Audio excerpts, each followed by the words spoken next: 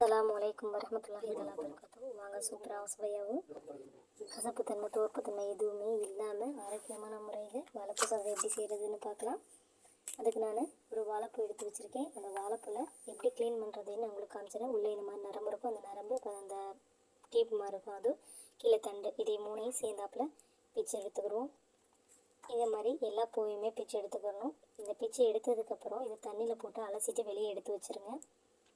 ஆனால் நறுக்காமல் அப்படியே வச்சுக்கோங்க. நீங்கள் வெங்காயம் போட்டு சமைக்க அதாவது வெங்காயம் போட்டு வதப்பீங்களா, அப்போ வந்து இதை குட்டி குட்டியாக கட் பண்ணிக்கோங்க. ஏன்னா அப்போ தான் கருத்து போகாமல் இருக்கும். நம்ம ஒரு தடவை கட் பண்ணோம்னா பூ எல்லாமே கருத்து போயிடும். சரிங்களா? இப்போ நான் ஒரு கடாய் எடுத்து வச்சுட்டு அதில் ஒரு 3 ஸ்பூன் ஆயில் சேர்த்துருக்கேன்.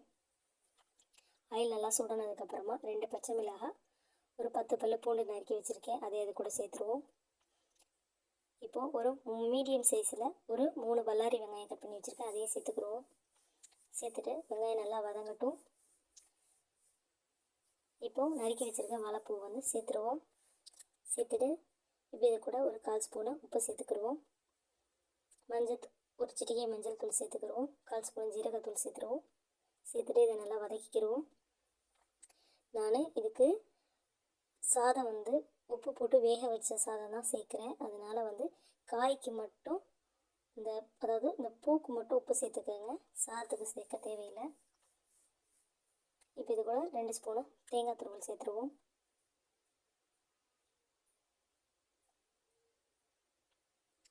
இது நல்லா கிளறினதுக்கப்புறமா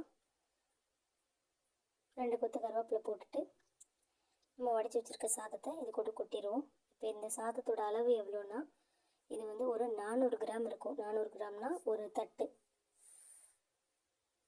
இது நல்லா போட்டு ஒரு 3 நிமிஷத்துக்கு நல்லா கிளறி எடுத்தோம்னா நம்மளுக்கு சூப்பராகவும் சுவையாகவும் ரொம்ப ஆரோக்கியமான முறையில் நம்ம இந்த சாப்பாடு சூப்பராக இருக்கும். நீங்களும் உங்கள் வீட்டில் ட்ரை பண்ணி பார்த்துட்டு எப்படி இருந்துச்சுன்னு கமெண்ட் பண்ணுங்கள். அஸ்ஸலாமு அலைக்கும் வரஹ்மத்துல்லாஹி தஆலா வபரகாத்துஹு.